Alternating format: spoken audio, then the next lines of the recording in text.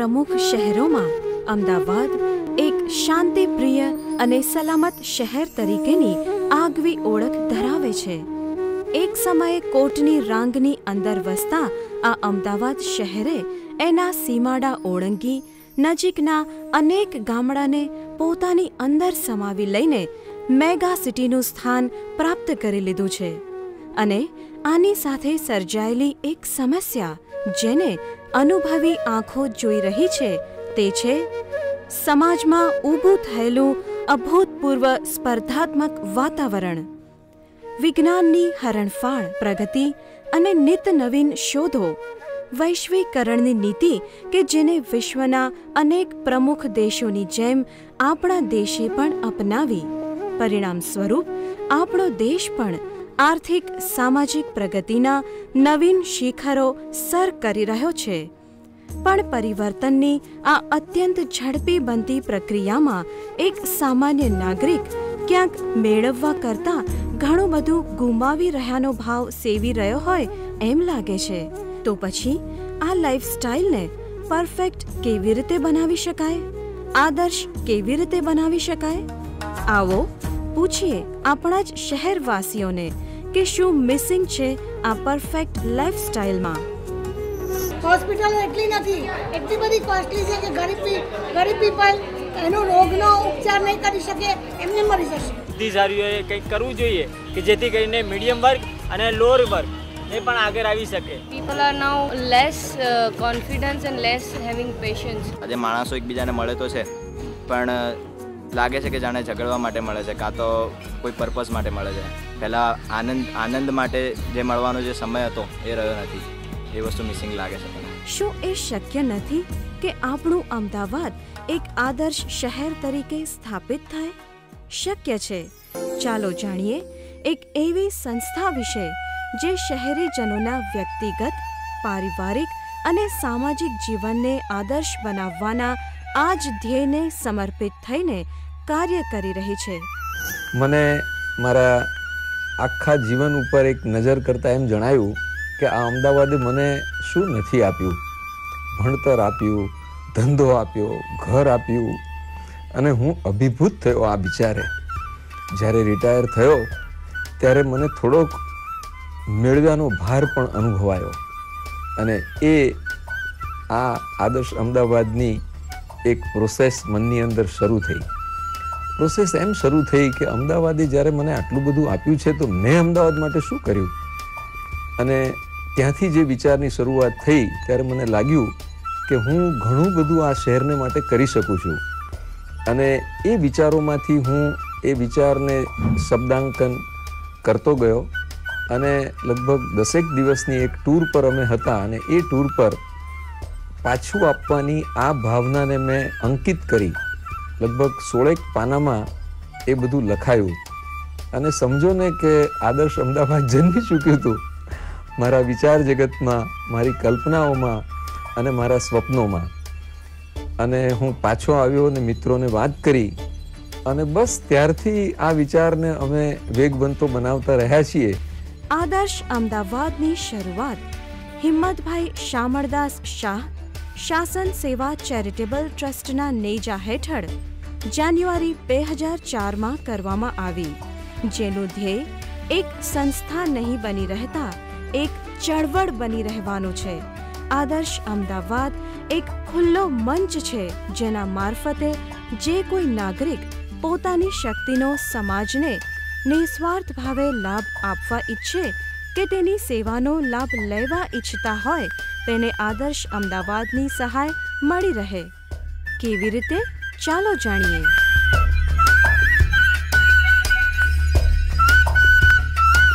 સમાજમાં એક વ્યક્તિ પાસેથી અનેક વ્યક્તિ પાસે જ્ઞાનની વહેંચણી થાય, જ્ઞાન પહોંચે તો એ સમાજ સમૃદ્ધ બને અને સમૃદ્ધ થયેલો સમાજ આદર્શ બને. અત્યારની જિંદગીમાં લોકો પાસે બધું જ છે, નથી તો તે માત્ર સમય. તેથી જ્યારે કોઈ વ્યક્તિ પોતાનો સમય આપે છે ત્યારે એક વિશેષ વસ્તુ આપે છે. આ સમય દરમિયાન તે લોકો પોતાની અંદર રહેલા કૌશલ્ય અને જ્ઞાનનું સમાજના લોકોને દાન કરે છે.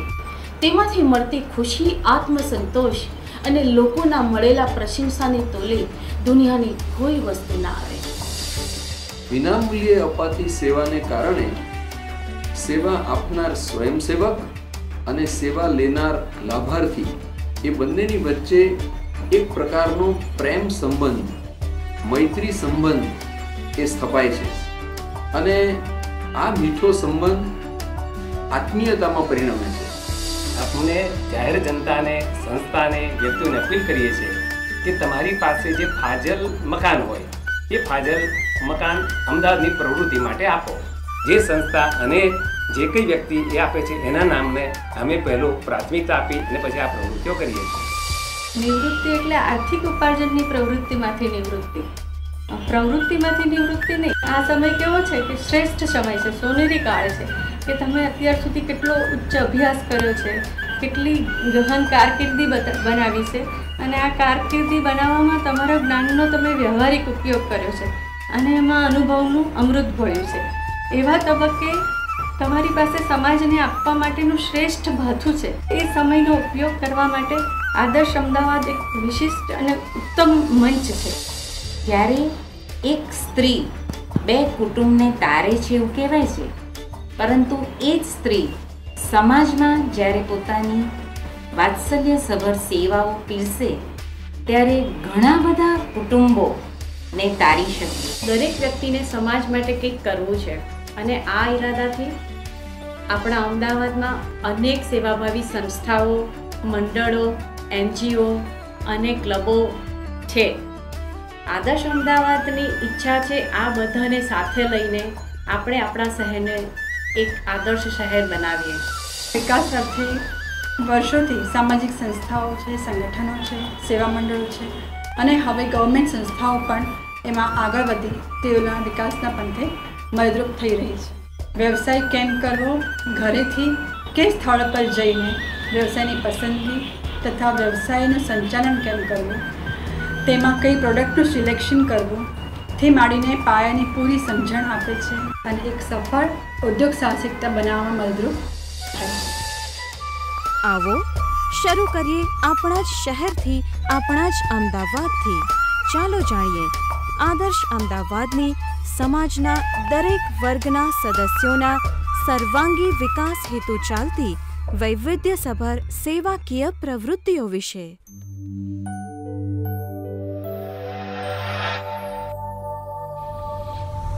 સ્વાસ્થ્યલક્ષી પ્રવૃત્તિઓ, શૈક્ષણિક પ્રવૃત્તિઓ, વિવિધ તાલીમ, મહિલા વિકાસની પ્રવૃત્તિઓ, બાળ વિકાસની પ્રવૃત્તિઓ, અન્ય સામાજિક પ્રવૃત્તિઓ.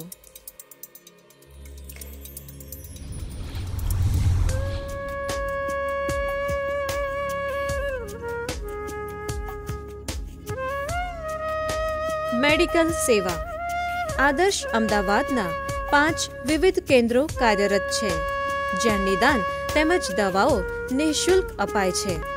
ભરતભાઈનો સ્પષ્ટ અભિપ્રાય હતો કે આપણે કોઈ પણ પ્રવૃત્તિ કરવી છે તે વિનામૂલ્યે એવું નહીં પરંતુ અમૂલ્ય સેવા આપવી છે અને જે દર્દી લાભાર્થી છે તેને તમે પોતે આ એક તક આપી એ બધા લાભાર માનો એ રીતે આખો અભિગમ હોવો જોઈએ.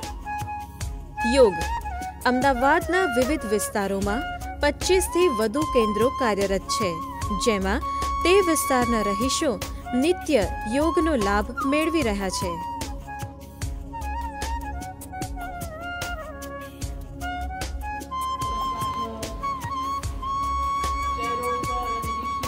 ઈશ્વર પ્રાપ્તિ સુધીનો માર્ગ સેવાભાવથી મળી શકે. એની શરૂઆત યોગથી થાય અને યોગમાં બધું જ આવી જાય.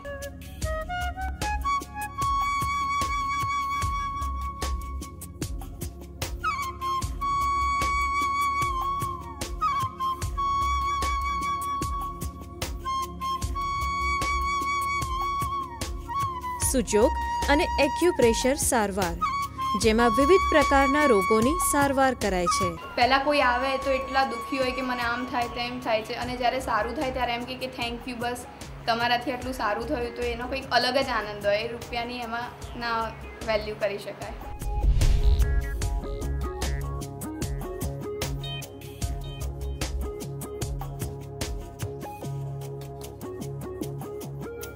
આ સિવાયની અનેક સ્વાસ્થ્યલક્ષી પ્રવૃત્તિઓ જેવી કે સૂર્યદર્શન ચિકિત્સા, પથરીની દવાનું વિતરણ, બ્લડ ડોનેશન તેમજ આરોગ્ય જાગૃતિ અભિયાન રૂપે અનેક પુસ્તિકાઓનું વિતરણ પણ કરવામાં આવે છે.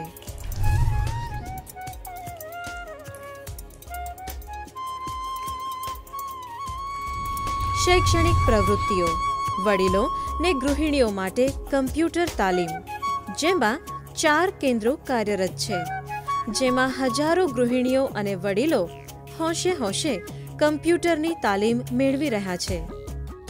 અહીંયા જ આ જ ક્લાસની આદર્શ અમદાવાદની હેઠળ જ અહીંયા ભણી છું અને અહીંયા જ પછી હું અહીંયા સેવા આપું છું. મને અહીંયા આ કામ કરવામાં એટલો આનંદ આવે છે કે હું એમ સમજો કે 2 કલાક માટે હું મારું ઘર બહાર બધું જ ભૂલી જાઉં છું અને મને અહીંયા આવીને એટલી ખુશી થઈ છે કે મારી લાઈફ આખી ચેન્જ થઈ ગઈ છે. સ્પોકન ઇંગ્લિશ અમદાવાદના વિવિધ વિસ્તારોમાં ગૃહિણીઓ અને ગુજરાતી મીડિયમના વિદ્યાર્થીઓને ઇંગ્લિશ બોલતા કરવાનો સંનિષ્ઠ પ્રયાસ કરાય છે. બાળકોને ઝડપથી ગણતરી કરવા માટે વૈદિક પદ્ધતિ પણ શીખવે છે. આ ચાર્ટમાં જોઈ શકો છો કે હજારો લાભાર્થીઓ તે દરેકમાં હોશે હોશે ભાગ લઈ રહ્યા છે.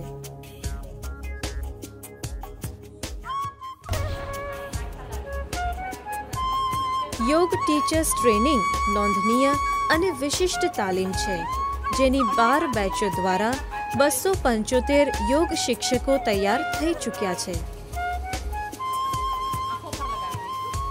आदर्श अहमदाबाद से जुड़ने के बाद जो सबसे अच्छी चीज़ मुझे लगी कि मैं फुल्ली लाइफ को यूटिलाइज करने लगा.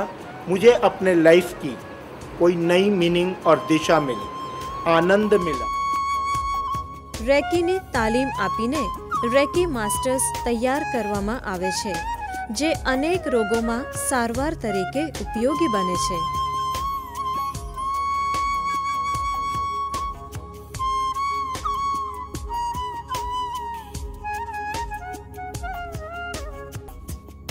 સ્વાસ્થ્ય તેમજ અનેક રોગોની ચિકિત્સા રૂપે બહેનો તથા ભાઈઓને આયુર્વેદિક વૈજ્ઞાનિક મસાજની ખાસ તાલીમ અપાય છે, જે માલિશકને માટે આજીવિકાનું સાધન પણ બની રહ્યું છે.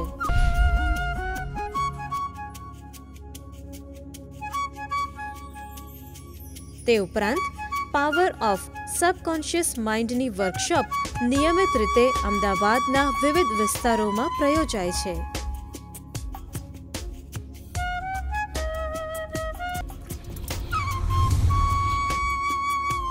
મહિલા સ્વરોજગારી વિકાસની વિવિધતાભરી જાણકારી અને તાલીમ અપાય છે. આ તાલીમ રોજના 4 કલાક લેખે 1 મહિના પર્યંત અપાય છે. તે તાલીમ લેનાર મહિલા ગૃહ ઉદ્યોગ શરૂ કરી શકે તે માટે જરૂરી તમામ માર્ગદર્શન આપી મદદરૂપ થવાય છે.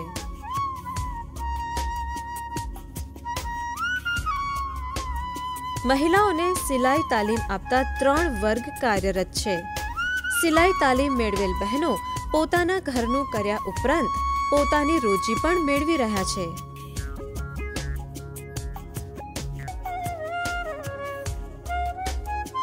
બહેનોને મહેંદીની તાલીમ પણ અપાય છે.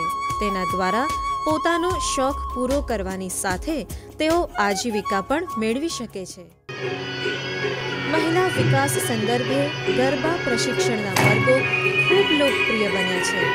આ તાલીમના 3 વર્ગો ચાલી રહ્યા છે. આદર્શ અમદાવાદ એક એવું ટ્રસ્ટ છે જે અમદાવાદી હોવાની જે માન્યતા છે કે જે અમદાવાદી એક પૈસો ખર્ચ્યા વગર કશું ના કરે એને ખોટી પાડે છે.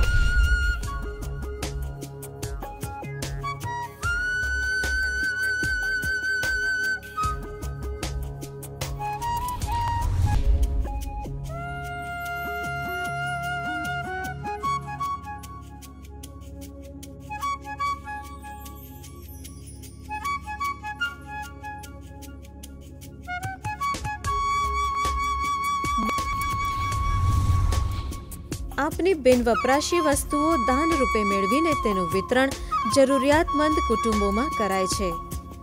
આપના માટે બિનઉપયોગી, અન્ય માટે જીવન જરૂરી. કૌટુંબિક વિખવાદ ટાળવા માટે વિલ વસિયતનામાની સંપૂર્ણ માહિતી તથા નિઃશુલ્ક વિલ પણ બનાવી અપાય છે.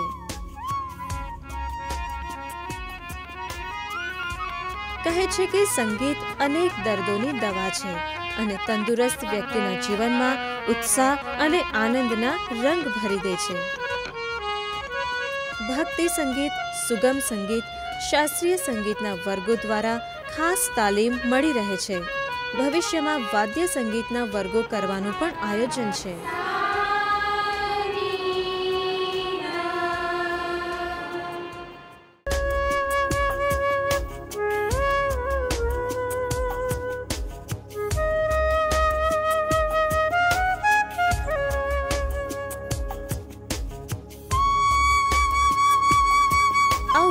અનેક માર્ગદર્શનલક્ષી પ્રવૃત્તિઓ પણ ચલાવવામાં આવે છે.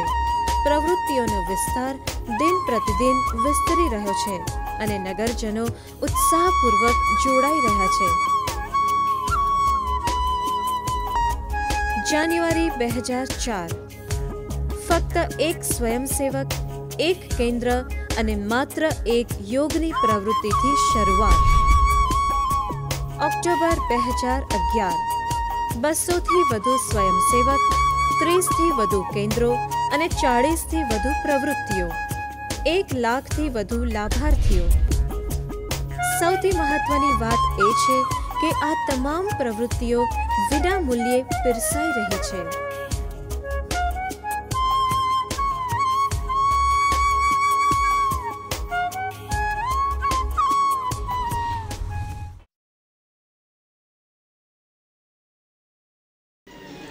અમદાવાદ મ્યુનિસિપલ કોર્પોરેશને અનેક ક્ષેત્રે મેળવેલા એવોર્ડ્સ માટેની શુભેચ્છાઓ પાઠવતા આમંત્રિત કરું છું માનનીય મેયર શ્રી આસિફભાઈ વોરાને. તેરા તુझको अर्पण क्या लागे मेरा એ શુભ ભાવના સાથે આદર્શ અમદાવાદ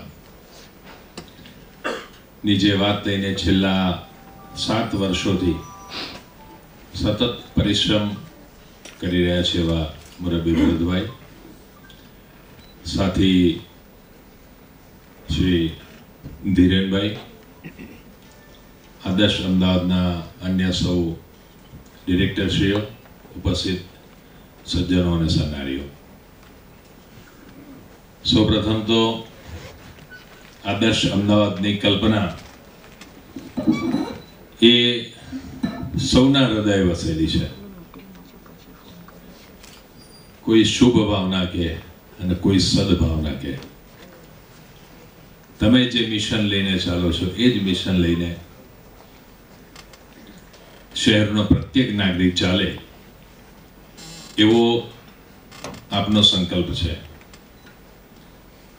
પણ ખાસ કરીને જ્યારે અહીંયા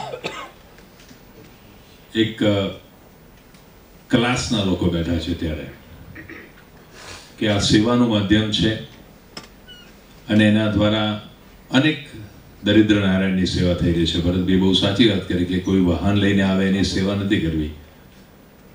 એની અંદર 2 બાબત રહી છે. એક તો વાહન લઈને આવનારો આર્થિક રીતે સદ્ધર હોય અને વાહન લઈને ના આવે તો પોલ્યુશન ફ્રી પણ વાતાવરણ રહે. ખૂબ સદભાવના સાથે છેલ્લા કેટલાક વર્ષોથી ભરતભાઈ આ પ્રવૃત્તિઓ કરી રહ્યા છે. એક સરકાર, એક મ્યુનિસિપલ કોર્પોરેશન જે રીતે પ્રવૃત્તિઓ કરે એ રીતે નત્વહમ કામય રાજ્યમ ન સ્વર્ગમ ન પુનર્જન્મ કામય દુઃખતપ્તાનામ પ્રાણીનામ આતિર્નાશનમ, જેને માત્ર દરિદ્ર નારાયણની સેવા કરવી છે. એટલે અત્યંત ગરીબ અને આ સમાજની અંદર એક ગરીબ મધ્યમ વર્ગ એવો છે કે ના કહી શકે અને ના સહી શકે એવા લોકોને પગભર કરવાની, એ સમાન સાથે જીવ્યા સમાજની અંદર અને આર્થિક રીતે સામાજિક રીતે સદ્ધર થાય એવા પ્રયાસો ભરતભાઈ જ્યારે કરી રહ્યા છે ત્યારે અંતઃકરણપૂર્વક એમને વંદન કરું છું અને ખૂબ ખૂબ અભિનંદન આપું છું.